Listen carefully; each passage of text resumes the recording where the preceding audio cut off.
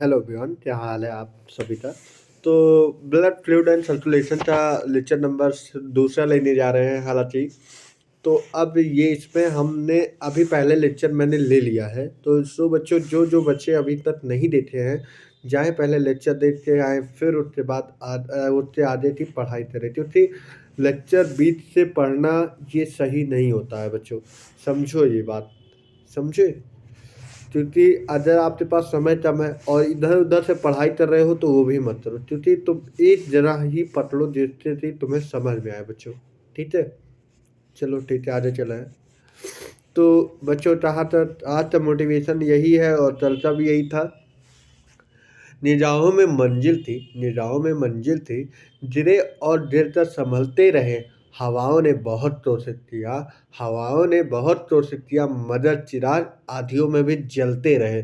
तो उसी तरह आज भी मैं बोलूँगा, स्पार्क अपने अंदर रखो और पढ़ाई करो एकदम जज्बे से साथ पढ़ाई करो। एकदम इस समय समय एकदम मत बर्बाद करो, एकदम बढ़िया फोड़ दो। मतलब ये नीट अब तुम्हारे हाथों में है। इस यही समय है जो तुम करना चाहते हो और कर भी सकते हो, क्योंकि कोई इंसान तरैत नहीं करता। तरैत तो तुम लोग करते हो, हम लोग का सपोर्ट है, तुम लोग तो चढ़ना है और चढ़ते रहोगे तुम लोग।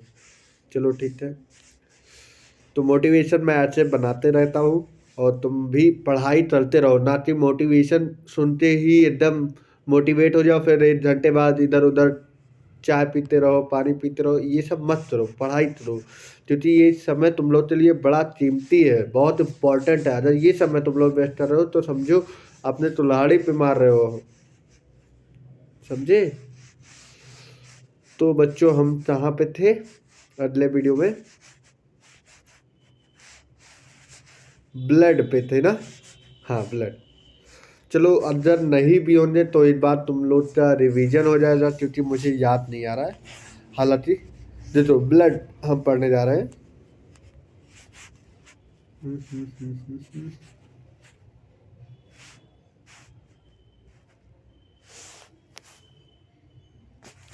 देखो, ब्लड क्या होता है? ब्लड होता है एक फ्लूइड कनेक्टिव टिश्यू होता है। क्या होता है? ब्लड एक फ्लूइड कनेक्टिव टिश्यू होता है। आते ही स्टार्टिंग में स्टार्ट हो जाए। चलो ठीक है, अब पढ़ाई करते हैं अपने। देखो, ब्लड जो होता है ये फ्लूइड कनेक्टिव टिश्यू होता है। जैसे कनेक्टिव टिश्यू होता है, फ्लूइड कनेक्टिव टिश्यू। और ये एक स्पेशल कनेक्टिव टिश्यू होता है। ब्लड जो होता है एक फ्लूइड कनेक्टिव टिश्यू होता है, और उसमें भी एक ये स्पेशल कनेक्टिव टिश्यू होता है। और जो कि ये फार कनेक्टिव टिश्यू होता है। कैसा कनेक्टिव टिश्यू होता है? फार कनेक्टिव टिश्यू। और ये प्रेजेंट रहता है कहाँ पे? मैट्रिक्स में। कहाँ? मैट्रिक्स में। जो ब्लड होता है वो फाइबरलेस होता है। वो क्या होता है? फाइबरलेस होता है। ब्लड का ब्लड मतलब मेनली हमारे कितने कितने हर एक मिनट में कितने से कितना लीटर रहता है? 5 to 5 लीटर हमेशा हमारे ब्लड हर जगह पे रहते हैं। ब्लड 5 to 5 लीटर हमारा हर जगह रहता है। इस ये विस्कस देन वाटर। ये वाटर से विस्कस होता है। वाटर से विस्कस मतलब जो वाटर होता है उसमें पानी की संख्या ज़्यादा रहती है, और ब्लड देते जब ब्लड देते एकदम मोटा रहता है, मोटी परत रहती है, तो मतलब वो ब्लड भारी रहता है अदर कंपेयर से, या जाए वाटर से। और ब्लड का पीएच कितना होता है? 7.4। कितना होता है? 7.4। कितना होता है? 7.4। चलो बच्चों, आगे चलते हैं।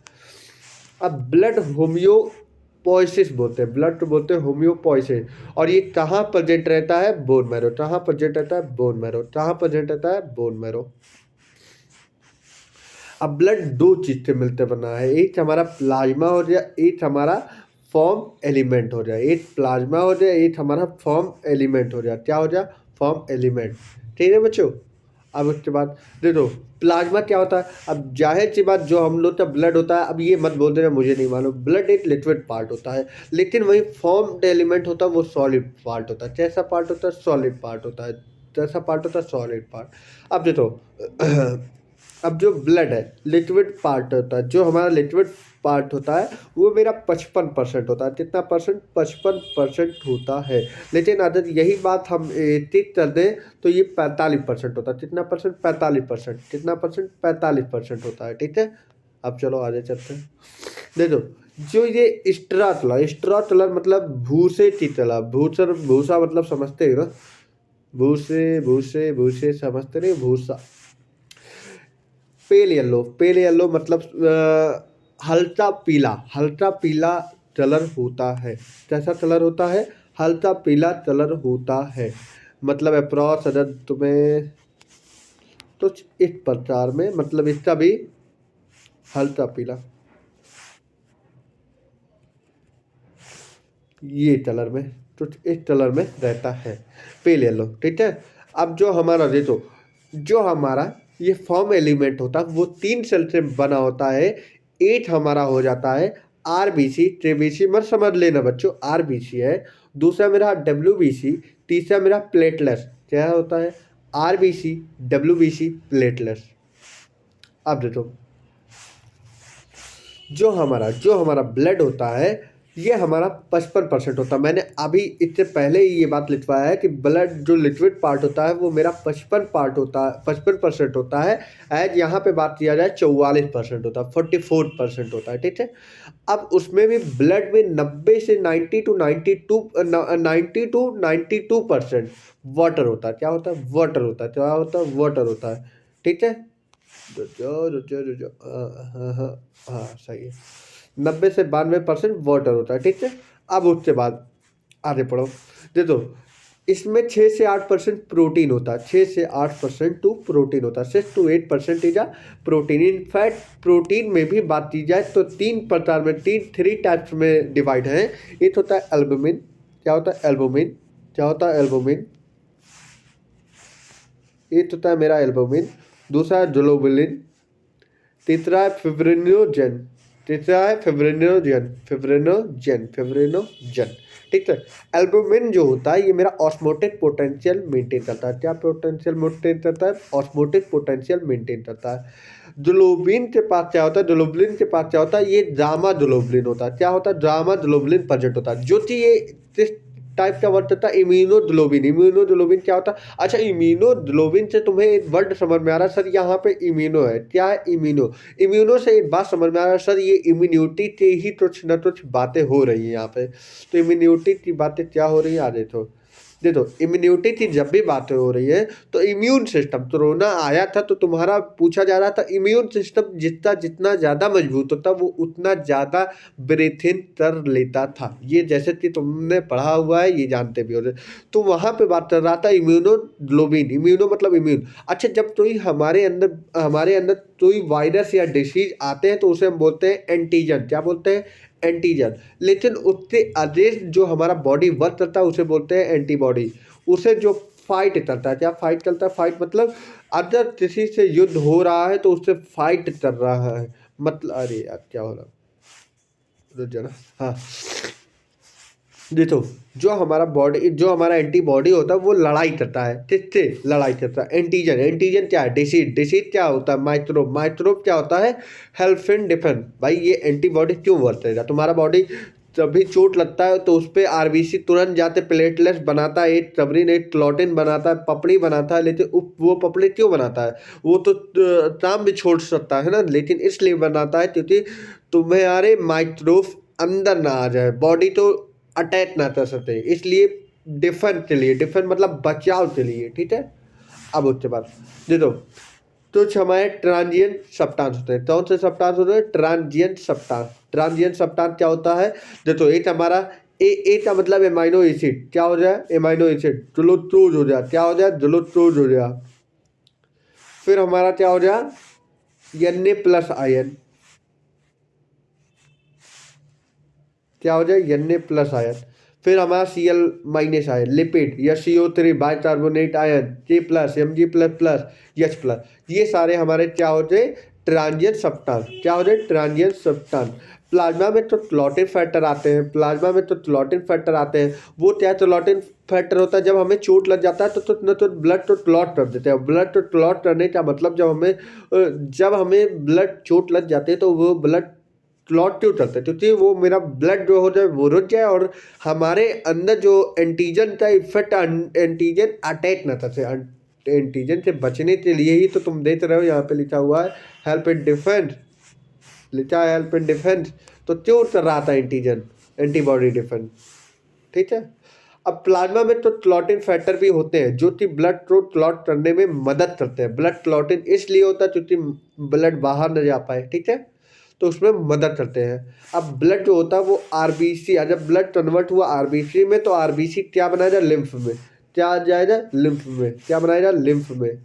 लिम्फ में आरबीसी जाएगा, ना कि लिम्फ बनाएगा। लिम्फ में आरबीसी जाएगा, आरबीसी लिम्फ में जाएगा। अगर वही लिम्फ क्लॉटिंग फैक्टर बना रहा है तो हमें क्या बनाएगा, सीरम। क्या बनाएगा, सीरम। शायद मैंने ये पढ़ा दिया है, पढ़ा दिया तो ठीक है, नहीं पढ़ा है तो चलो तुम लोग का रिवीजन हो जाए। चोट लगने के बाद पपड़ी जम जाने वाले सप्तान तो सीरम नहीं, सप्तान तो एक पीले कलर का धब्बा निकलता है, उससे बोलते हैं सीरम। क्या बोलते हैं, उसे बोलते हैं सीरम। तभी देखो पपड़ी जो होती है ऊपर थी उसमें उड़ाड़ो तो एक पीला पीला था तो कलर में रहेगा, तो उसे बोलते हैं सीरम। क्या बोलते हैं, सीरम। क्या बोलते हैं, सीरम। क्या बोलते हैं, सीरम। अब फॉर्म एलिमेंट स्टार्ट हो रहा है। क्या हो रहा है, फॉर्म एलिमेंट। क्या स्टार्ट हो रहा है, फॉर्म एलिमेंट। अब देखो क्या पढ़ते हैं इसमें पढ़ते हैं आरबीसी। आरबीसी क्या होता है, ये आरबीसी हम पढ़ते हैं, आरबीसी पढ़ते हैं, ये इरेथ्रोसाइट बोलते हैं। क्या बोलते हैं, इरेथ्रोसाइट। बड़ा इंपॉर्टेंट बात होती है कि आरबीसी का नाम नहीं आते, इरेथ्रोसाइट। क्या होता है, इरेथ्रोसाइट। क्या होता है, इरेथ्रोसाइट। क्या होता है, इरेथ्रोसाइट। और ये इरेथ्रोसाइट रेड कलर में होता है, टेस्ट कलर में, रेड कलर में। ये क्यों होता है रेड कलर में, क्योंकि इसमें प्रोटीन पाई जाती है, कॉम्प्लेक्स प्रोटीन होती है जो कि हेमोग्लोबिन होती है। भाई जो हमारा ब्लड क्यों रेड होता है, क्योंकि उसमें हेमोग्लोबिन पाया जाता है। हेमोग्लोबिन पाया जाता है, क्यों पाया जाता है, हेमोग्लोबिन पाया जाता है। हेमोग्लोबिन में पिगमेंट पाए जाते हैं जो कि 4 चैन का बना होता है। पिगमेंट कौन सा होता है, Fe2+। Fe2+ तो क्या बोलते हैं, फेरस। क्या बोलते हैं, फेरस। क्या बोलते हैं, फेरस। लेकिन वही अगर मैं तुम्हें एक रिवीजन की बात कर दिया जाए, मिनरल न्यूट्रिशन में अगर जो बोला जाए तो उसमें आयरन जो है वो किस फॉर्म में प्रेजेंट है, Fe+3 तो फेरिट बोलते हैं। क्या बोलते हैं, फेरिट। अगर वहीं पे यहाँ पे बात किया जाए तो Fe+2 में पाया जाता है, इसे बोलते हैं फेरस, ठीक है। अब सुनो, जो हेमो मतलब एक पिगमेंट पाया जाता है जो कि Fe+2, इसे बोलते हैं फेरस। क्या बोलते हैं, फेरस। क्या बोलते हैं, फेरस। अगर यही ग्लोबिन की बात किया जाए, ग्लोबिन तुम 12th चैप्टर में पढ़ोगे, ह्यूमन हेल्थ एंड डिसीज में। उसमें ये 2 हमारा अल्फा होता है और 2 हमारा बीटा। 2 अल्फा चैन होता है, 2 हमारा बीटा चैन होता है। 2 अल्फा होता है, 2 बीटा। इसका मतलब अभी तुम्हें आगे भी जब पढ़ोगे 12th में, तब वहाँ पे तुम्हें अल्फा क्या होता है, बीटा क्या होता है, 2 चैन होता है वाई एक्सिस में, उसमें ही पूरा सारी चीज़ तुम्हें पढ़ना होगा, ठीक है। अब बॉडी फ्लूइड एंड, मैंने शायद ये पढ़ा दिया था, ये वाला पढ़ा दिया था, ये वाला मैंने पढ़ा दिया था, मुझे याद आ गया। चलो ठीक है, अगर नहीं पढ़े हो तो बच्चों एक बार रिवाइज हो रहा है, ठीक है। तो जैसा कि मैंने वहाँ पे एनसीईआरटी ये पढ़ाया, मुझे याद है, तो अब मैं यहाँ से पढ़ाना था, WBC। चलो ठीक है, देखो सॉरी, हाँ। अब देखो, जो हमारा 100 ml ब्लड में 12 से 16 ग्राम हेमोग्लोबिन प्रेजेंट होता है। कितने ग्राम, 12 से 16 ग्राम। कितने ग्राम, 12 से 16 ग्राम। कितने से, 12 से 16 ग्राम हेमोग्लोबिन प्रेजेंट होता है। कितने ग्राम प्रेजेंट होता है भाई, 12 से 16 ग्राम। कितना है भाई बताइयो, 12 से 16 gram. It contain 20 ml of oxygen. हमारे हेमोग्लोबिन में कितने % ऑक्सीजन होता है, 20 ml ऑफ ऑक्सीजन। भैया 20 ml लिखा हूँ, ना कि 20 के आगे तो नहीं है। 20 ml ऑफ ऑक्सीजन हमारे 12 से 16 ग्राम हेमोग्लोबिन में प्रेजेंट होते हैं। 100 ml में हमारे कितने हेमोग्लोबिन पाया जाता है, 12 से 16 ग्राम। कितने, 12 से 16 ग्राम। कितने, 12 से 16 ग्राम। भैया भूलने वाला काम नहीं है, यहाँ पे आए हो समझने आए हो, ना कि रटने। बस ये जानो कि समझो जल्दी जल्दी। देखो हेमोग्लोबिन ये बीच में हमारा पाया गया है, ठीक है। अब देखो, ये ई न्यूक्लिएटेड होता है। जिस तरह ई न्यूक्लिएटेड सर, न्यूक्लियर डिसअपियर। क्या होता है ई न्यूक्लिएटेड, मतलब इसमें हमारे हेमोग्लोबिन में न्यूक्लियस नहीं पाया जाता है। Most of the mama, most of, sorry यार, सॉरी मैंने मामा पढ़ लिया। आजे यल हो रहा, मैमल। हम तो है कहाँ मामा आ रहे हैं यहाँ पे। चलो अपने मामा की याद मत करो, अब पढ़ाई करते हैं। देखो ई न्यूक्लिएटेड होता है, ई न्यूक्लिएटेड होता है, और वो भी ई न्यूक्लिएट हेमोग्लोबिन किसमें पाया जाता है? मोस्टली मैमल्स में। किसमें? मैमल्स में। भैया गलती हो रही, इस चीज़ का मिस्टेक छोड़ो, मामा पे मत ध्यान दो, मैमल्स पे आ जाओ, क्योंकि मैमल्स तुम्हारी लाइफ बनाने वाली है, मामा नहीं लाइफ बनाने वाले हैं। तो ई न्यूक्लिएटेड होता है, और ये ई न्यूक्लिएटेड में किसमें पाया जाता है? मैमल्स। ई न्यूक्लिएटेड हेमोग्लोबिन किसमें पाया जाता है? मैमल्स में। किसमें? मैमल्स में। किसमें पाया जाता है? मैमल्स में। भाई आया कि नहीं बच्चों? आया कि नहीं बच्चों? चलो अब आगे बढ़ते हैं। देखो, तो एक्सेप्शन भी होता है भाई, केमिस्ट्री पढ़ते हो तो इतना एक्सेप्शन पढ़ते हो तो एक बायो में भी पढ़ो। इसमें मैंने बोला है, तुमने हमेशा सुने हो रे भाई, बचपन में तुमने ये पढ़ा ही होगा, सीआईडी देखते ही हो, तो एसीपी पतवन बोलता है दाल में तो काला है दया, तो वो काला क्या है? काला मतलब सीए का मतलब कैमल, क्या होता है? कैमल। क्या होता है? कैमल। और यले का मतलब लामा। क्या होता है? लामा। लामा एक हमारा अब प्रजाति नहीं पाई जाती है लामा की, ठीक है, अब बहुत कम हो रही है, पहले पाई जाती थी लामा, ठीक है। ओ भाई क्या हो रहा है? चलो ठीक है।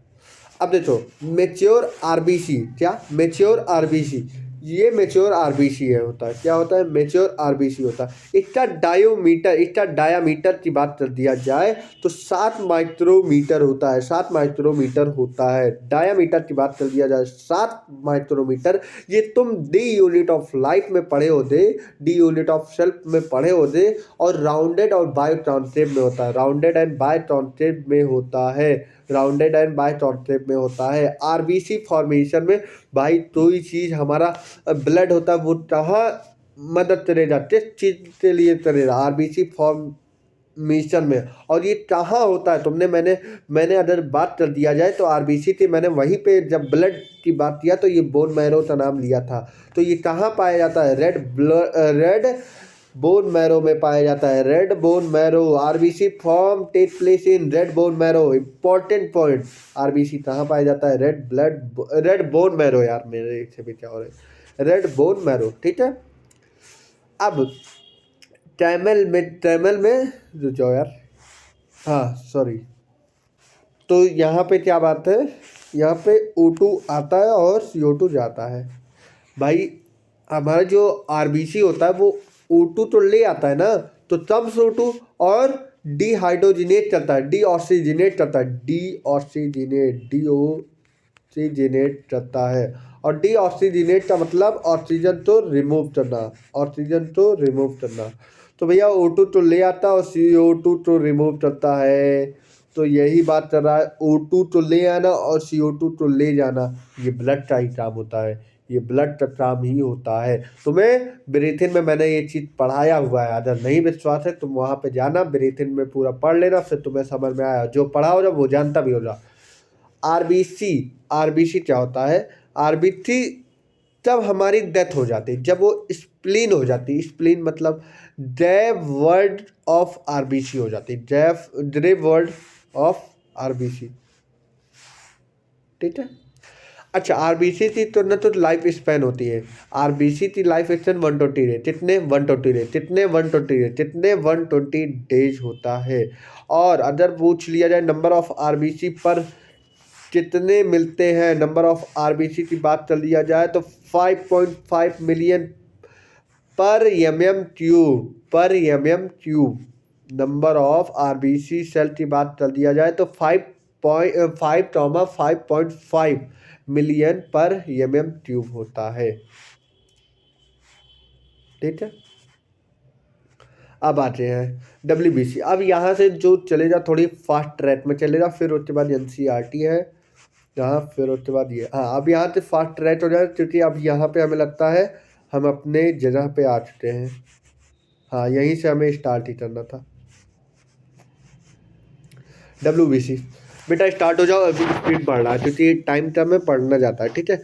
अब WBC की बात करते हैं, ये ल्यूकोसाइड होता है, कैसा होता है? ल्यूकोसाइड। WBC तो क्या बोलते हैं? ल्यूकोसाइड।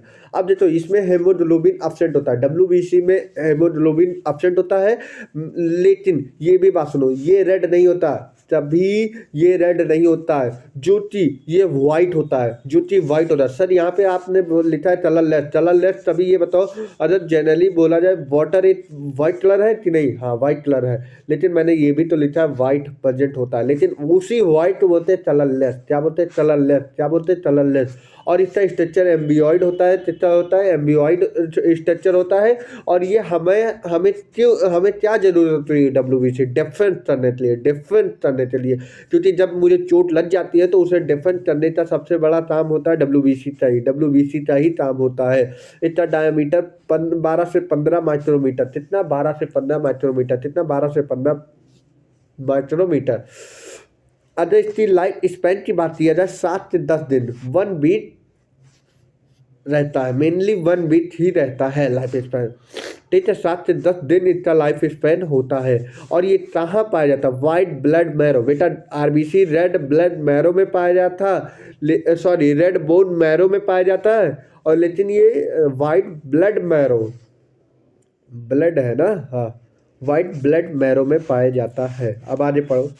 देखो एनसीईआरटी क्या बोलती है? फिब्रिनोजन, देखो एनसीईआरटी को लेके चले। Fibrinogen are needed of the clotting और कोआगुलेशन ऑफ ब्लड। ये मैंने बताया था, 3 का फंक्शन बताया था। 3 फंक्शन मैंने यहीं पे बताया है, देख लो 3 फंक्शन कहाँ गया। फिब्रिनोजन जन जन जन, हाँ ये देखो मैंने ये तीनों चीज बताया, फिब्रिनोजन, एल्बुमिन, ग्लोबिन। देखो मैंने पढ़ाया है। देखो fibrinogen are needed by the clotting और कोआगुलेशन ऑफ ब्लड। अब globin primarily are involve in defence. देखो लिखा है डिफेंस मैकेनिज्म। प्राइमरली वर्क क्या करता है? डिफेंस मैकेनिज्म में चलता है, ठीक है, ऑफ आवर बॉडी। क्या हमारी बॉडी में ही तो पाया जाता है। और वो डिफेंस क्या करेगी? बॉडी तो ही डिफेंस करेगा ना। हाँ वो क्या करेगा? हमारी बॉडी तो ही, जाहिर सी बात है, डिफेंस करेगा कि नहीं? अच्छा ये बताओ, हमारी बॉडी के अंदर ही पाया जा रहा है, इसलिए डिफेंस हमारी बॉडी तो ही करेगा, ठीक है। एल्बुमिन अभी मैंने बोला था वो ऑस्मोटिक बैलेंस करता है, ऑस्मोटिक बैलेंस करता है। फिर मैंने बोला था plasma also contain in small amount of mineral like sodium, calcium, magnesium, bicarbonate ion, chlorine. मैंने बताया था कि नहीं? ये मैंने बताया था नहीं। प्लाज्मा स्मॉल अमाउंट में मिनरल भी प्रेजेंट होता है, उसमें सोडियम आयन प्रेजेंट होता है, calcium ion, magnesium ion, bicarbonate ion, chlorine ion सारी प्रेजेंट होता है। फिर उसके बाद मैंने बोला था ग्लूकोज एमाइनो एसिड, लिपिड भी तो पाए जाते हैं। तो ग्लूकोज एमाइनो एसिड और लिपिड भी पाए जाते हैं। देखो मैंने एक वर्ड मैंने छोड़ा नहीं है। Are also present in plasma as they are always transient in body. और ये मैंने बोला था ट्रांजिएंट एलिमेंट है। कैसे एलिमेंट है? ट्रांजिएंट एलिमेंट थे। ट्रांजिएंट एलिमेंट कौन कौन थे? ग्लूकोज, एमाइनो एसिड, लिपिड, कुछ हमारे मिनरल्स थे। और ये फैक्टर क्या करते थे? कोआगुलेशन या क्लॉटिंग ऑफ ब्लड क्या करते थे भैया? इनकी जरूरत क्या थी? क्लॉटिंग ऑफ ब्लड, ब्लड तो क्लॉट करते थे। Are present in plasma. और ये कहाँ प्रेजेंट होते हैं? जाहिर सी बात है प्लाज्मा में प्रेजेंट होते हैं। कहाँ प्रेजेंट होते हैं? प्लाज्मा में प्रेजेंट होते हैं। इज एन इनएक्टिव फॉर्म में। जब तक तुम्हें चोट नहीं लगेगी, जब तक तुम्हें जरूरत नहीं पड़ेगी, जब तुम्हें चोट नहीं लगे तो तब तक इनएक्टिव रहेगा। लेकिन जब तुम्हारा वर्क उतना स्टार्ट हो जाए, जब चोट लग जाएगी, तो तुम्हें वो चीज़ें डिफेंड करना है, तो उसका वर्क एक्टिव हो जाएगा। अभी तो इनएक्टिव फॉर्म में। और plasma without the clotting factor is known as the serum. जब प्लाज्मा बिना क्लॉटिन फैक्टर से होता है, विदाउट क्लॉटिन फैक्टर ये glucose, amino acid, lipid, bicarbonate, sodium ion, calcium ion, ये सारी चीज ना प्रेजेंट रहे तो हम क्या बोलते हैं? सीरम। और वही जब पपड़ी निकलती है तो उसी तो बोलते हैं सीरम। अब उसके बाद मैंने बोला था फॉर्म एलिमेंट। क्या बोला था? Form element. देखो ये बता रहा इरेक्थोसाइड, ल्यूटोसाइड, और 3 नाम लिया जाए ना। इरेक्थोसाइड क्या है? इरेक्थोसाइड, ल्यूटोसाइड, और हमारा क्या है? प्लेटलेट्स। मैंने ये तीनों का नाम लिया था। Collectively called form by element, ठीक है। फिर उसके बाद पढ़ो, हाँ उसके बाद पढ़ो। एट द अकाउंटेड नियरली 45% हमारा क्या होता है? ब्लड। परसेंट ऑफ ब्लड, ठीक है, 45% ब्लड होता है। और मैंने बोला था 45% ब्लड होता है, तो हमारा हमारा कितना भैया फॉर्म एलिमेंट होता है, वो 55% होता है। ये भी मैंने बोला था, जब मेरा ब्लड है वो 45% होता है और हमारा फॉर्म एलिमेंट 55 होता है। इरेथ्रोसाइट मैंने आरबीसी तो नाम दिया था। Are the most abundant of all the cell in the blood, most abundant cell होता है इरेथ्रोसाइट, मोस्ट एबंडेंट सेल होता है, मोस्ट एबंडेंट सेल होता है, ठीक है। A healthy adult man has on an average 5 million to 5.5 million of RBC MM cube. मैंने ये भी बोला था, एक एवरेज की बात कर दिया जाए तो हर इंसान के पास 5 मिलियन से 5.5 मिलियन आरबीसी प्रति मिनट रहते हैं, ठीक है। उसके बाद RBC are form in red bone marrow, मैंने बोला था बहुत इंपॉर्टेंट लाइन है, आरबीसी कहाँ फॉर्म हुआ था, red bone marrow. In the adult, in the adult, in the adult, वही हमारा ये इसका जो न्यूक्लियस होता है, ये divide the nucleus in the most of the mammal, ठीक है। मैमल्स में इनका जो जो न्यूक्लियस होता है वो डी न्यूक्लिएटेड होता है। डी न्यूक्लिएटेड मतलब न्यूक्लियस गायब हो जाता है। और इसका शेप क्या हो रहा था, बायकॉन्केव, और ये किस कलर में था, रेड कलर में। आयरन पाया जाता था या फिर +2 कंटेनिंग कॉम्प्लेक्स प्रोटीन था हेमोग्लोबिन, मैंने उसी आरबीसी तो जो हमारा रेड कलर में पाया जाता है उसे हम हेमोग्लोबिन बोले थे। Healthy colour and name of the cell it known as the haemoglobin. A healthy individual 12 से 16 ग्राम हेमोग्लोबिन हर इंडिविजुअल के पास होना चाहिए। इन एवरी अगर 100 ml की बात कर दिया जाए, 100 ml की बात कर दिया जाए तो फिर मैंने बोला था 100 ml में और एवरेज 16 ग्राम, 12 से 16 ग्राम हमारे हेमोग्लोबिन प्रेजेंट होता है। मैंने ये सारी चीज़ मैंने बताया था। फिर उसके बाद अगर बात कर दिया जाए, molecule play and significant role in the transport of the respiratory gases, ये मैंने अभी नहीं बताया, ये मैंने कहाँ बताया था, ये मैंने method and exchange of gases में ही बता दिया था, लेकिन यहाँ पे भी देख लो। और आरबीसी का जो हमारा लाइफ स्पेन था 120 डेज, ये भी मैंने बताया था ऑन एवरेज।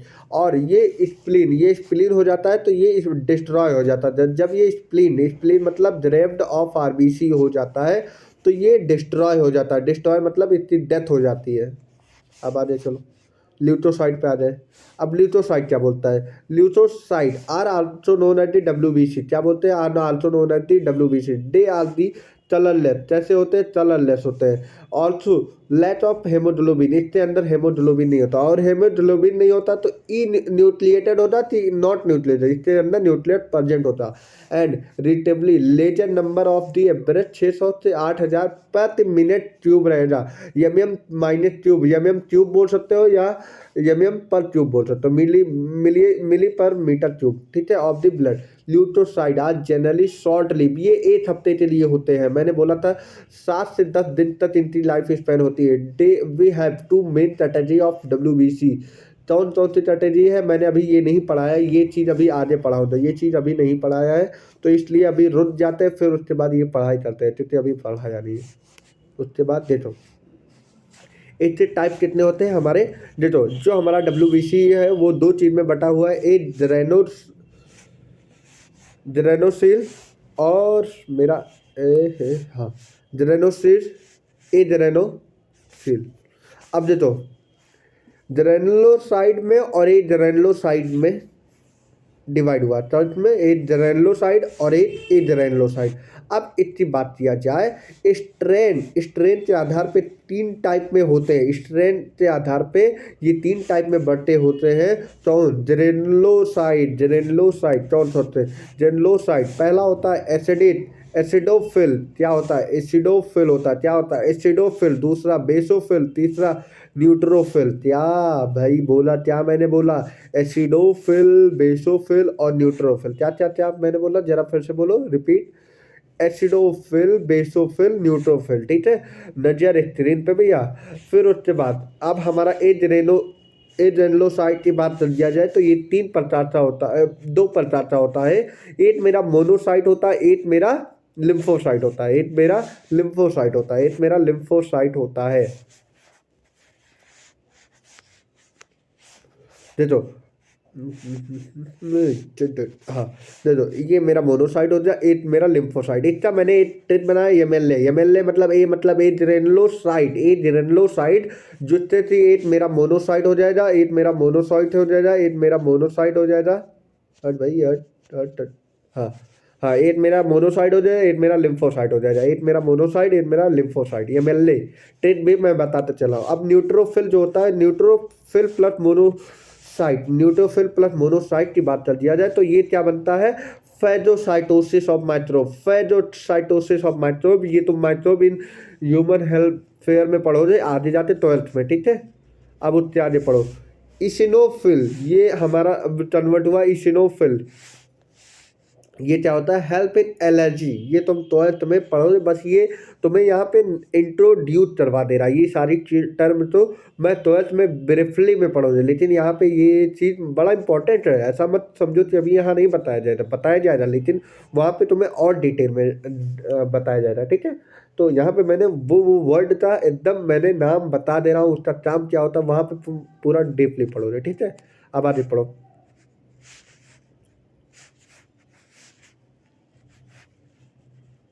रुक जाओ, रुक जाओ, रुक जाओ। ओहो हाँ हाँ, चलो। हाँ, फिर हमारा लिम्फोसाइट बात कर दिया। लिम्फोसाइट दो चीज़ों में भागों में बटा, एक मेरा बी सेल होता है, एक मेरा बी सेल होता है, एक मेरा टी सेल होता है। एक मेरा बी सेल होता है, एक मेरा टी सेल। भाई क्या हो रहा है। हाँ, एक मेरा बी सेल होता है, एक मेरा टी सेल होता है। जिसे बोलते हैं B lymphocyte, T lymphocyte, B lymphocyte, T lymphocyte. B lymphocyte होता है वो मेरा हेल्प करता है एचएमआई। एचएमआई मतलब harm sorry humoral meditated immunity. Immunity अगर आ जाए तो इम्यून सिस्टम तो मजबूत करता है। तो न तो रिलेशन किससे होता है, इम्यून सिस्टम से। किससे, इम्यून सिस्टम से हमारा रिलेशन होता है। किससे होता है, हमारा इम्यून सिस्टम से होता है, ठीक है। Help in humoral meditated immunity. और टी सेल होता है, अगर मैं टी सेल की बात कर लूँ, वहीं पे टी सेल की बात कर लूँ तो ये हमारा क्या करता है, सी एम आई, सेल मेडिटेटेड। सेल मेडिटेटेड और ह्यूमरल मेडिटेटेड ये होता है। देखो ये जो होता है, ये मेन फंक्शन बी सेल का क्या होता है, ये स्किन पे मतलब हमारी सरफेस पे ज़्यादा तो माइक्रोब अटैक करेगा। अटैक, अच्छा इम्यूनिटी का मतलब ये होता है कि एंटीजन से लड़ना ना बच्चों, एंटीजन से लड़ना। तो ये बताओ, कोई ना कोई डिसीज जब हमारे सरफेस सरफेस मतलब स्किन पे अटैक करेगा तो कौन संभालेगा, बी सेल। कौन संभालेगा, बी सेल। कौन संभालेगा, बी सेल। अंदर वहीं अंदर घुस के मारने वाला सेल जो होता है वो मेरा टी सेल होता है। अगर कोई डिसीज अंदर आ जाए, अंदर आ रही हमारे शरीर के अंदर में, अगर कोई अटैक कर रहा तो हमारा सेल कौन संभालेगा, टी सेल। कौन संभालेगा, टी सेल संभालेगा।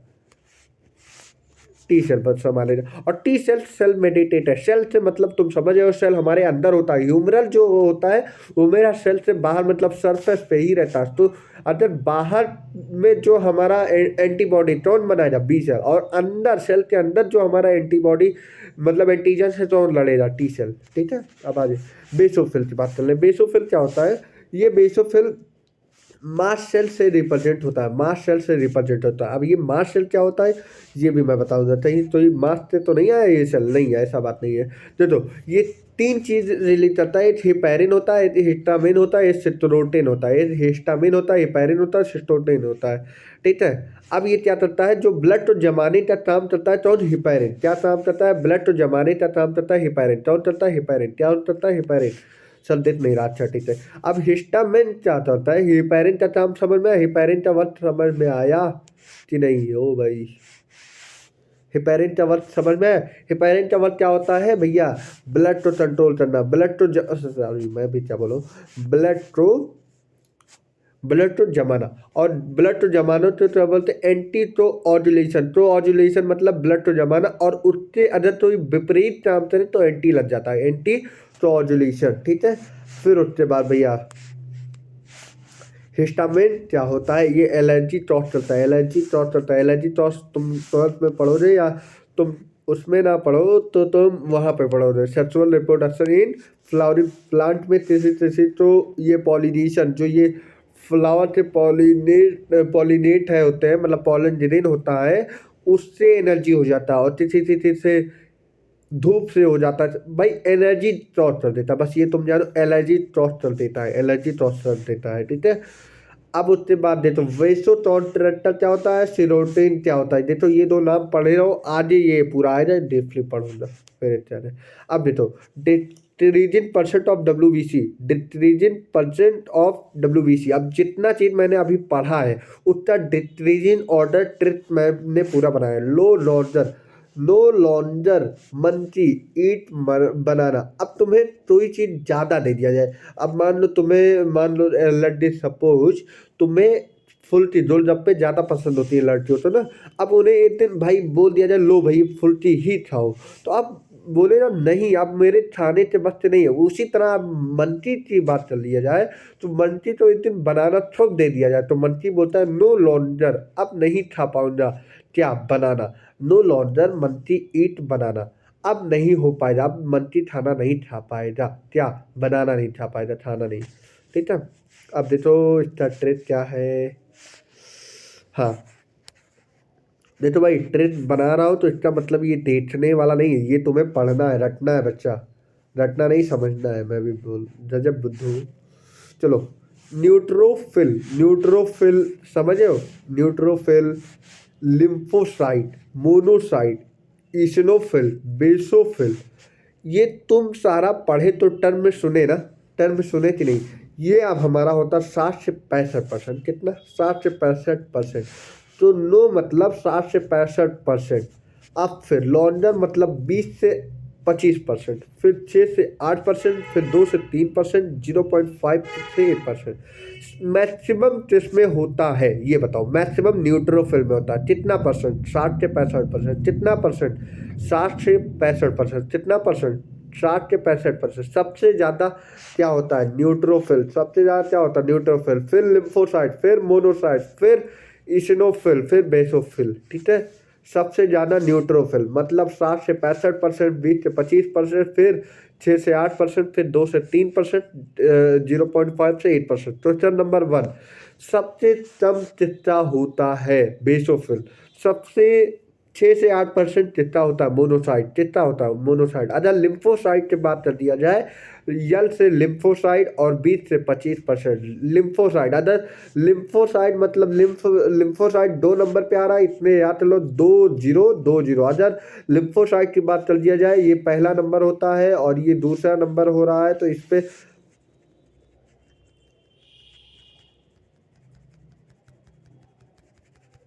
हाँ चलो अब लिम्फोसाइट की बात कर दिया जाए, तो अगर लिम्फोसाइट की बात कर दिया जाए तो भैया ये दूसरे नंबर पे आ रहा है कि नहीं, हाँ सर दूसरे नंबर पे आ रहा है। 2 से 20, 2 से 25 मतलब दो पहले आ रहा भैया, नहीं तुम लोग कुछ और समझ लो, 20, 25 हो जाए। ठीक है, अब तीसरे नंबर पे तो 6 से 8 याद करना पड़ेगा, चौथे पे 2 से 3, जितना ट्रेन बना उतना मैंने बता दिया। ठीक है, अब आगे पढ़ो। अब प्लेटलेट्स की बात कर दिया जाए, प्लेटलेट की बात कर लिया जाए, हाँ हाँ हाँ चलो भैया प्लेटलेट्स, इसे बोलते हैं थ्रोम्बोसाइट। क्या बोलते हैं, थ्रोम्बोसाइट। यार क्या हो जाता है, थ्रोम्बोसाइट बोलते हैं, क्या बोलते हैं थ्रोम्बोसाइट। थ्रोम्बोसाइट कैसे बोलते हैं, प्लेटलेट्स। ये कहाँ पाया जाता है, बोन मैरो।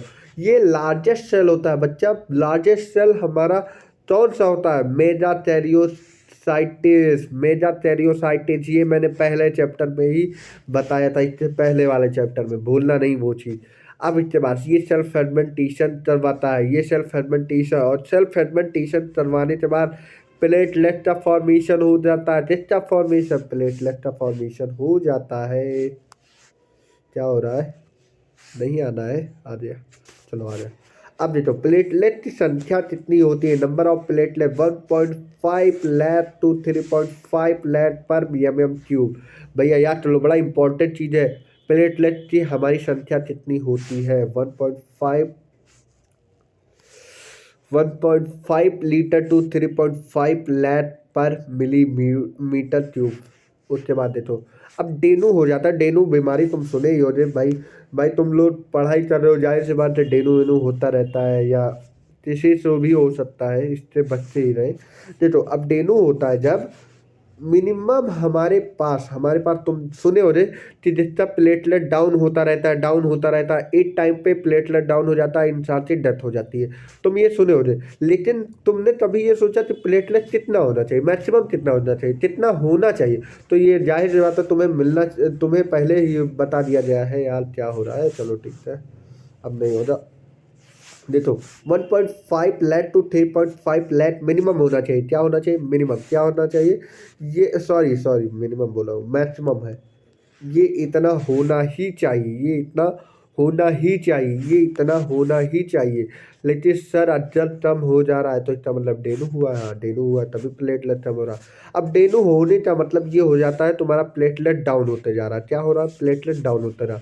मिनिमम हो जाता है 40,000, अगर 40,000 के नीचे हो जाता है, देखो ये इसमें थोड़ा डिफरेंस हो जाता है, 40, 45, 33, 35, बस इतने कम हो जाए तो इंसान की डेथ हो जाती है।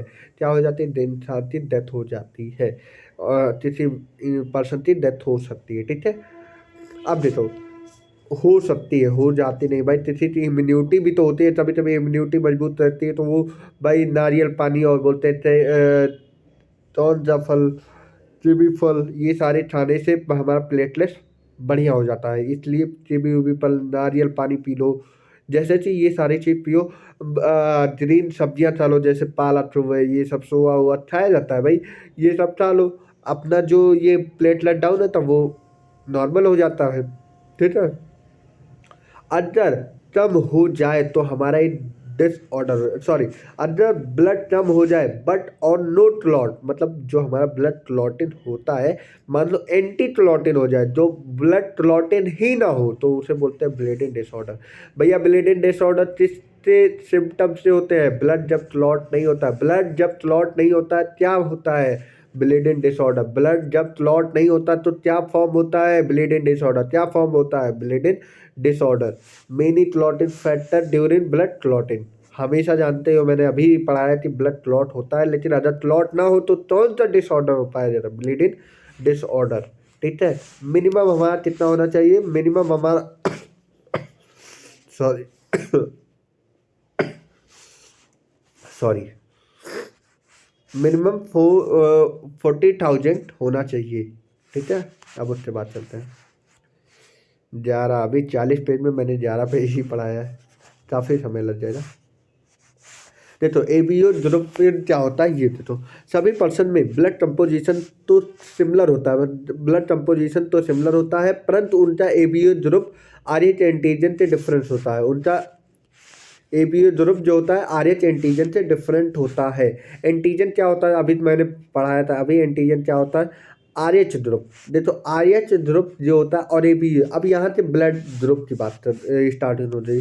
ब्लड ग्रुपिंग क्या होता है, ये सारी बात इसमें आप करने जा रहे हैं। ठीक है, एंटीजन क्या होता है? प्रोटीन जो इम्यून सिस्टम रिस्पॉन्स प्रोड्यूस करे और आरबीसी के सरफेस पर पाई जाती है। अब देखो यहाँ पे किसी से, देखो यहाँ पे इसकी बात करती जाए तो सॉरी बच्चा, जब इस सरफेस की बात करती जाए बच्चा, तो यहाँ पे तुम देखो, यहाँ पे तो पाए जा रहा नहीं, हमेशा फ्लैटेड है। लेकिन अगर मैं वहीं पे इस फिगर की बात कर दी जाए, तो इस फ्लैटेड पे तुम यहाँ देखो तो ना तो पाया जा रहा ना, और वो पाया रफली जा रहा है, और रफली पाया जा रहा है तो मतलब अदर जिसका फ्लैटेड हो जा रहा है तो उसका इसका मतलब एंटीजन नहीं पाया जाता है, उसमें एंटीजन नहीं पाया जाता। अदर वहीं पे तो रफ है, हमारे आरबीसी में रफ होता है। अगर आरबीसी में मेरा रफ है तो मैं क्या बोलूँगा भैया, एंटीजन पाया जा रहा है, एंटीजन पाया जा रहा है, एंटीजन पाया जा रहा है। और अगर एंटीजन नहीं पाया जाता है तो हमारा भैया वो जो आरबीसी का स्ट्रक्चर है वो फ्लैटेड होता है, फ्लैटेड होता है। ये रफली है, ये फ्लैटेड होते हैं। आया समझ में? और इसकी वजह से मुझे ये मालूम पड़ जाता है कि ये भैया ओ पॉजिटिव ओ नेगेटिव होते हैं, मतलब जिसके पास एंटीजन नहीं पाया जाता वो ओ ध्रुव के होते हैं, और जिसके पास एंटीजन पाया जाता है वो ए बी ध्रुव के होते हैं। ये मत अभी जानो तो ए बी पॉजिटिव कहाँ पाया जाता है, ए बी नेगेटिव कहाँ पाया जाता है, बस ये जानो तो वो ओ हो जाते हैं। जिसके पास फ्लैटेड स्ट्रक्चर होता है वो ओ वाले होते हैं, और जिसके पास हमारा फ्लैटेड नहीं मतलब रफ होता है तो हम उसे क्या बोलते हैं? A B positive. क्या बोलते हैं? A B positive. क्या बोलते हैं? A B positive. भूलो रे तो नहीं भैया, भूलो रे तो नहीं भैया। बताओ। आज से भूलना तो नहीं है भाई, यहाँ पे आए हो तो पढ़ना है, भूलना नहीं है, भूलने के लिए नहीं आए हो, ठीक है। अब एंटीबॉडी, अब उसके बाद चलो एंटीबॉडी चलते हैं। एंटीबॉडी ए प्रोटीन जो एंटीजन के रिस्पॉन्स तो प्रोड्यूस, भाई एंटीबॉडी क्या करती है, जब हमारे अंदर एंटीजन का प्रभाव पड़ता है तो एंटीबॉडी ही का फॉर्मेशन हो जाता है, एंटीबॉडी ही फॉर्म कर लेती है। जब हमारे अंदर एंटीबॉडी का प्रभाव पड़ता है, एंटीजन का प्रभाव पड़ता है तो हमारा कौन बचाव करता है, एंटीबॉडी कौन बचाव करता है भैया, एंटीबॉडी कौन बचाव करता है, एंटीबॉडी। बड़ा इंपॉर्टेंट बात है, तो इसे नोटिस कर ले, एकदम बढ़िया पढ़ ले, एकदम जमा दे, ठीक है।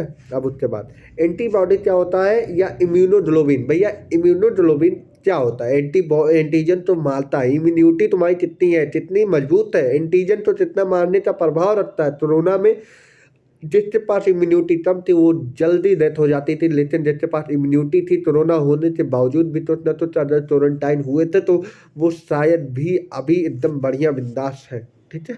इसलिए इम्यूनिटी बात होती है, एंटीबॉडी जितनी ज़्यादा होती है उसके अंदर इम्यूनिटी ज़्यादा होती है। ब्लड ग्रुप की बात कर लिया जाए, blood group blood group blood group. चलो भैया पढ़ाई करते हैं, पढ़ाई करते हैं, चलो। यही तो मैं सोच रहा था इतनी देर से। हाँ हटे, चलो।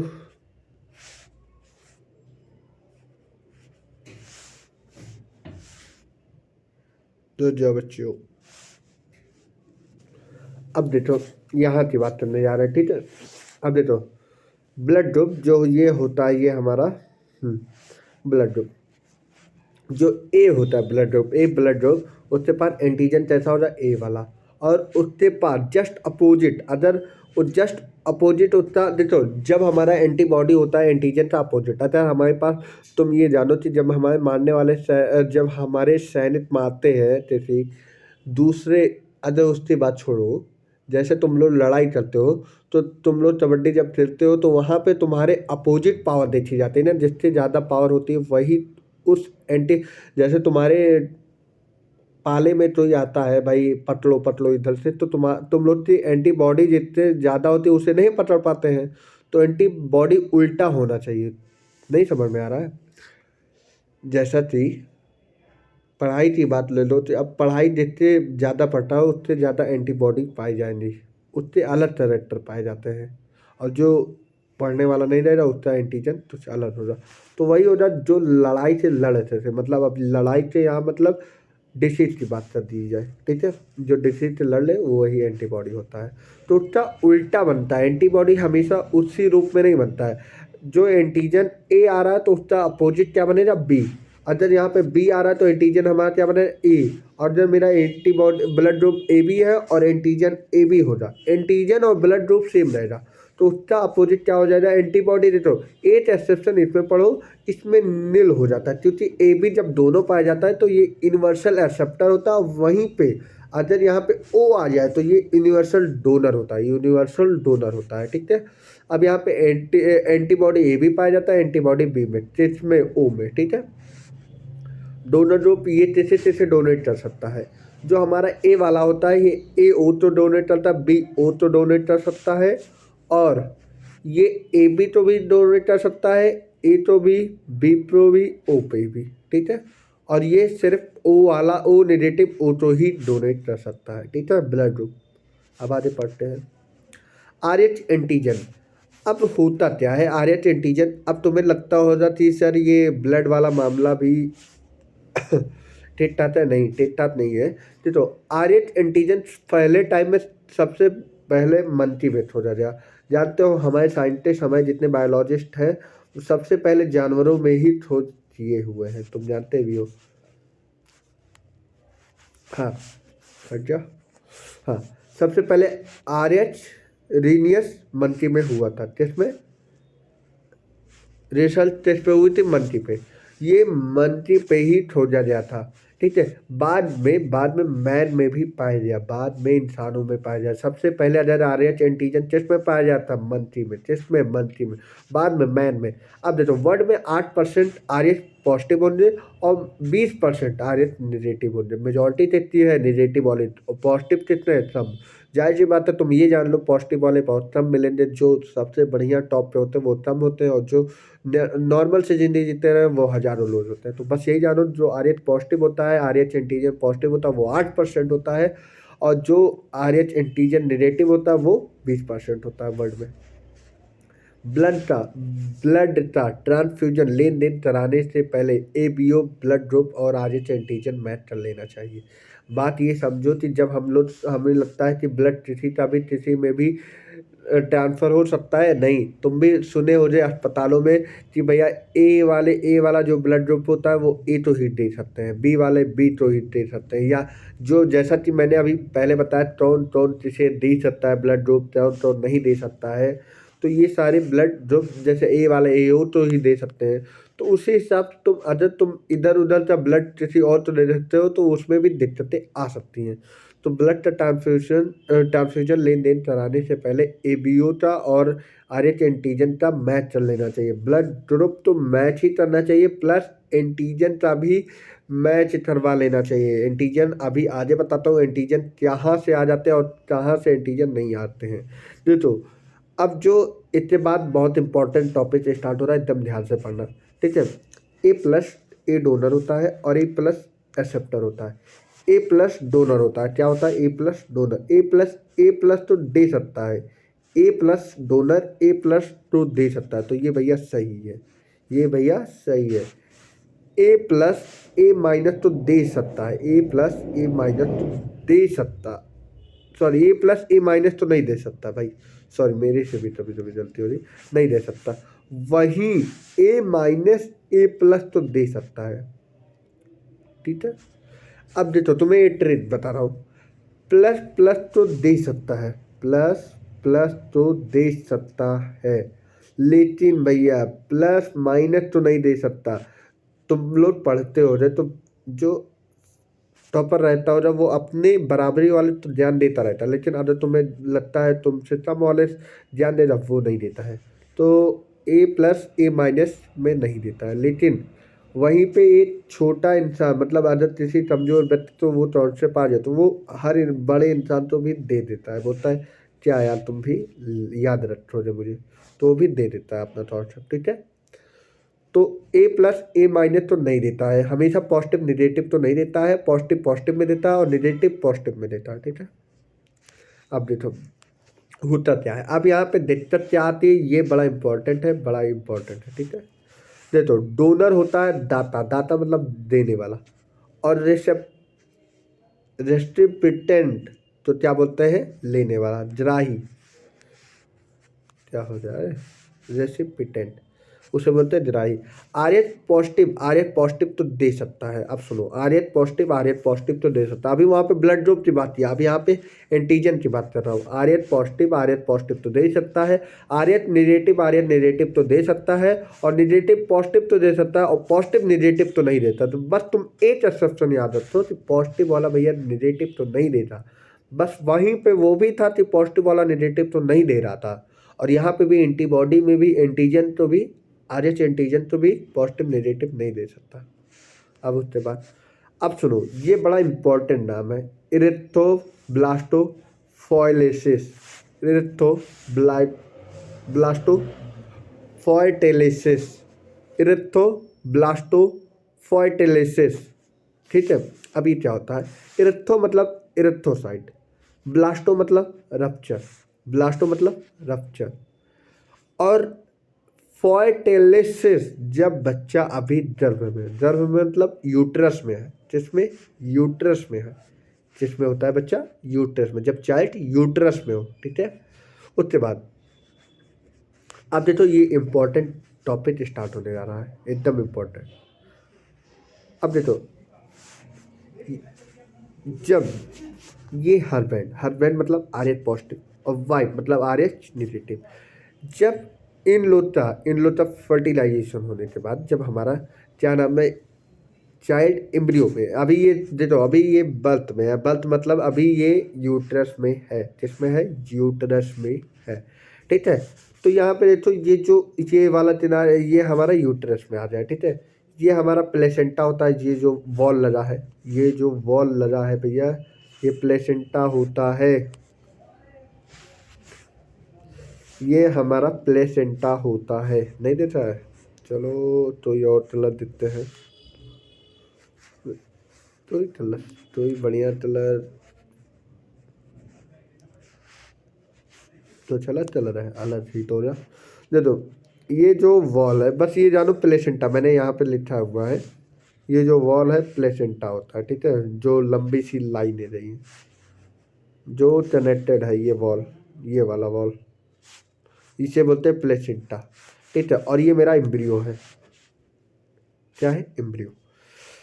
अब ये प्लेसेंटा जो होता है ये बैरियर कर देता है, बैरियर किसके लिए, सेल के लिए, बैरियर कर देता है सेल के लिए, किसके लिए बैरियर कर देता है, सेल के लिए, किसके लिए, सेल। और वो सेल इसलिए बैरियर कर देता है क्योंकि मदर जो होती है वो, मदर का सेल जो है बच्चे के अंदर ना आ पाए, बच्चे के अंदर ना आ पाए।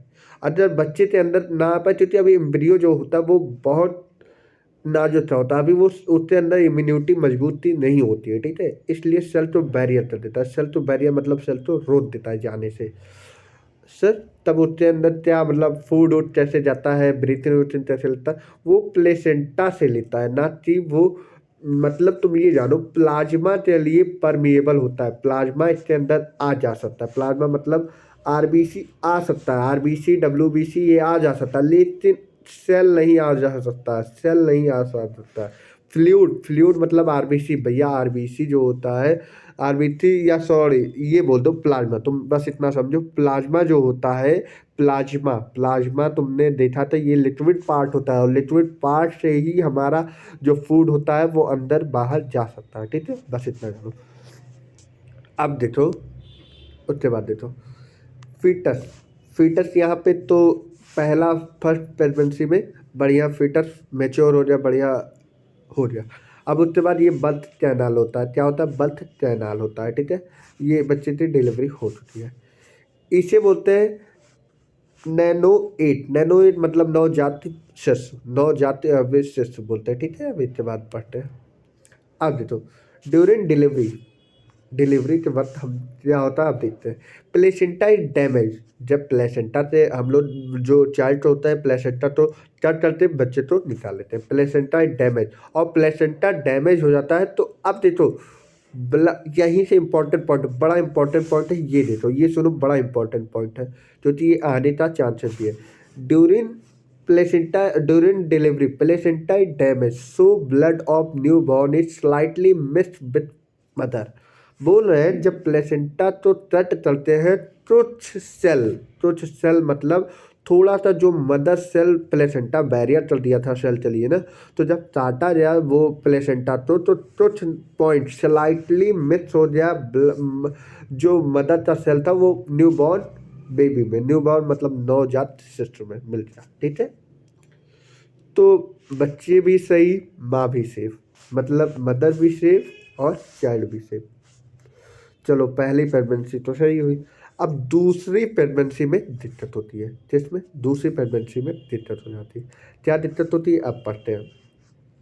देखो जब प्रेगनेंसी, जब हमारा डिलीवरी हो गया बच्ची की, फिर उसके बाद अगर हमारे अंदर एंटीबॉडी आ जाता है, क्यों एंटीबॉडी आ जाता है, क्योंकि तुम ये देखो, अभी ये देखो कि पिता का, अभी यहाँ पे मैंने तुम्हें पढ़ाया था, जो हमारा फादर था, फादर था वो मेरा आर एच पॉजिटिव था और ये आर एच निगेटिव, और फिर उसके बाद तुम यहाँ पे ध्यान दो, R H positive, R H positive और R H negative, antigen positive और निगेटिव हमेशा ये नहीं दे सकते हैं, लेकिन भैया फर्टिलाइजेशन होने के बाद जब फर्स्ट बेबी हो या दूसरे बेबी में होता क्या है कि जो इंटरसेल होता है वो मदर के अंदर फैल जाता है, मदर के अंदर एंटीबॉडी आ चुकी है, एंटीजन आ जाते हैं, क्या आ जाते हैं, एंटीजन आ जाते हैं, एंटीजन आ जाते हैं, यही पता ना, हाँ। एंटीजन आ जाते हैं। अब तो भैया RH+ जो होता है ये मदर के अंदर आ चुका है। अब देखो ये रफली हो जाए, ये रफली हो जाए। अब मदर के अंदर RBC में आ चुका है, तो आप मदर के अंदर RH पॉजिटिव भी आ जाए, RH निगेटिव भी आ जाए। अब भैया डेंजरस बढ़ा, मतलब खतरा अब बढ़ गया। अब इसके बाद जो नेक्स्ट प्रेगनेंसी होगी वो दिक्कत होगी। अब प्लाज्मा में क्या आ गया, प्लाज्मा में जो एंटीबॉडी था अब वो नहीं संभाल पाया। क्यों? क्योंकि अब एंटीजन ज़्यादा हो गया। अब एंटीजन ज़्यादा हो गया तो अब नेक्स्ट प्रेगनेंसी हुई वो दिक्कत चलती है। अब वो नेक्स्ट प्रेगनेंसी क्या होती है वो बता रहे। तो जब दूसरी प्रेगनेंसी हुई तो ये हस्बैंड और वाइफ आर्य पॉजिटिव था। हस्बैंड मैंने पहले ही बोला आर्य पॉजिटिव। अब बोला क्या गया था, आर्य पॉजिटिव और आर्य निगेटिव एंटीजन जो था वो अदर फ्यूटस बनाए नेक्स्ट प्रेगनेंसी में, तो वो सस्टेन नहीं हुआ। उसमें बेबी का खतरा था, फीटस का डेथ हो जाता था। ठीक है, अब वो सुनो होता क्या था कि अब इसके लिए जो नेक्स्ट प्रेगनेंसी जब फर्टिलाइजेशन हुआ था तो एंटीजन वो सेल तो जो प्लेसेंटा था बच्चा, जो ये प्लेसेंटा था कहाँ पे, हाँ ये प्लेसेंटा था, इसे जाने तो नहीं देता था। लेकिन अब इसके बाद इसकी औकात नहीं थी एंटीजन तो रोकने का।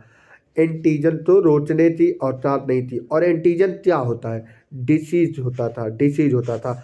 अब एंटीजन होता क्या था, एंटीजन तो ये रोक नहीं पाता था, ये बैरियर नहीं है। तो भैया अब इसका एंटीजन प्लाज्मा में होते हुए ये बेबी के अंदर आ गया, प्लाज्मा में होते हुए बेबी के अंदर फीटस में आ चुका है। और फीटस में आ गया तो भैया क्या हो गया, इस बेबी की इम्यूनिटी अभी मजबूत थी नहीं, और इम्यूनिटी मजबूत नहीं थी तो इस पर अटैक कर दिया। और अटैक कर दिया तो दो बीमारी होती है, जॉन्डिस होती है या तो पीलिया होता है। जॉन्डिस हो जाते हैं या तो पीलिया। जॉन्डिस में क्या होता है, ब्लड या तो कम हो जाता है या तो पूरी शरीर पीली पड़ जाती है, इससे तो पीलिया होते हैं। ठीक है, देखो नेक्स्ट प्रेगनेंसी हस्बैंड वाइफ जब ये फर्टिलाइजेशन होता है तो उनका अब ये जो प्लेसेंटा होता है, प्लेसेंटा में एंटीजन में फीटस के पास आ गया, देख लो फीटस के पास एंटीजन आ चुका है। और एंटीजन के पास अब जो फीटस के आर एच पॉजिटिव और एंटीजन दोनों था, आर एच पॉजिटिव भी आ गया और एंटीजन। और आर एच पॉजिटिव चलो एंटीबॉडी तो चलो फीटस के अंदर प्रेजेंट है, उससे लड़ाई कर रहा है। लेकिन उसके अंदर जब फाइट कर रहा है तो उसकी इम्यूनिटी अभी तो मजबूत है नहीं, और मजबूत है नहीं कितनों बचाव करेगा तो उसमें ब्लड पूरा खत्म कर देगा। तो अब देखो RBC of foetus will be destroy. RBC जो ब्लड था, मैंने क्या बोला, ब्लड जो होता था वो डिस्ट्रॉय खत्म हो जाएगा, ब्लड विल बी डिस्ट्रॉय। ठीक है, और उसी तो बोलते हैं होम्योलिसिस। क्या बोलते हैं, होम्योलिसिस। क्या बोलते हैं, होम्योलिसिस। अच्छा आप समझा, अच्छा इसे बोलते हैं होम्योलिसिस। क्या बोलते हैं, होम्योलिसिस। अब आगे पढ़ो। देखो इससे दो बीमारी, बच्चा अगर बच गया भी तो एनीमिया का शिकार हो जाएगा। क्या, एनीमिया। एनीमिया क्या होता है, यदि बच्चा बच जाए तो दो चीज़ हो सकता है, जॉइंटिस पीलिया, जैसे मैंने बोला था बाइल पिगमेंट सिक्रेट हो जाएगा, इंक्रीज कर जाएगा, उससे हो जाएगा जॉइंटिस, या तो एनीमिया हो जाएगा। ठीक है, एनीमिया क्या होता है, ऑक्सीजन कैरी, ऑक्सीजन कम हो जाएगा, ऑक्सीजन कम हो जाएगा तो डेथ हो ही जाएगी, जाहिर सी बात है। और नहीं तो जॉइंटिस हो जाता है, और जॉइंटिस में भी बच्चे का फिर लाइफ स्पैन बहुत कम हो जाता है, बचने की कम ही चांस रहता है। ठीक है, अब सॉल्यूशन क्या है भाई इसका, जब तो खतरा भी आता, कोरोना आया तो उसका सॉल्यूशन भी हुआ, वैक्सीन लगवाओ, ये जो भी हो ये भी लगवाओ। तो भाई इतना तो न तो बचाव करने के लिए भी तो आया। तो फर्स्ट डिलीवरी में भी जैसे ही मदर का फर्स्ट डिलीवरी हो जाता है तुरंत ही हमारा एट हमारा इंजेक्शन होता है। इमीडिएटली पे फोकस करना, इमीडिएटली तुरंत मदर को एक इंजेक्शन दे दिया जाता है, जिससे कि वो अगला अगला जो प्रेगनेंसी हो जाए वो ठीक रहे, उसमें बच्चों का कोई दिक्कत ना है। वो क्या होता है ये तो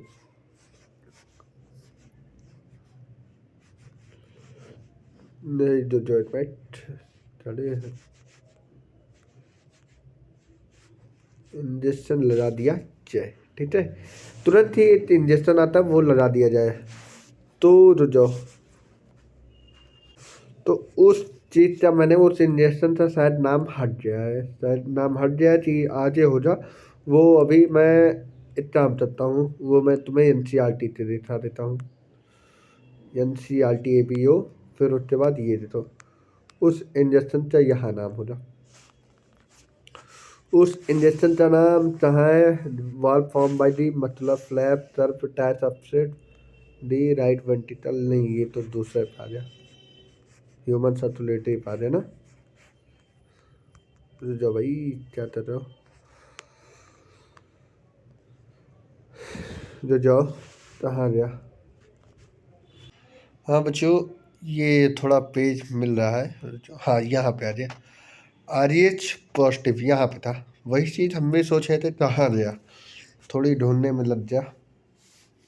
तो ये देखो, वो बोला गया है कि क्या नाम है, जो फीटस में तुरंत एनीमिया और जॉन्डिस की बीमारी हो जाती है, इसलिए हम उससे एक इंजेक्शन दे देते हैं। उसका नाम होता है एरिथ्रोब्लास्टिक फॉर्टिलिस।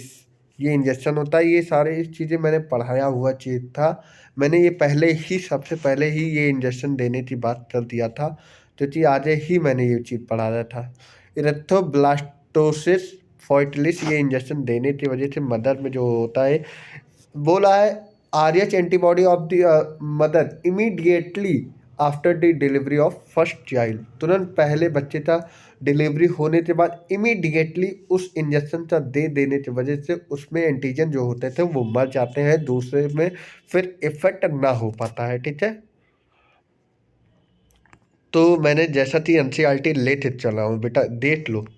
इसी वजह से मैंने हर चीज़, तो ये मैंने उस चीज़ का नाम लिखा था, मुझे याद नहीं आया था।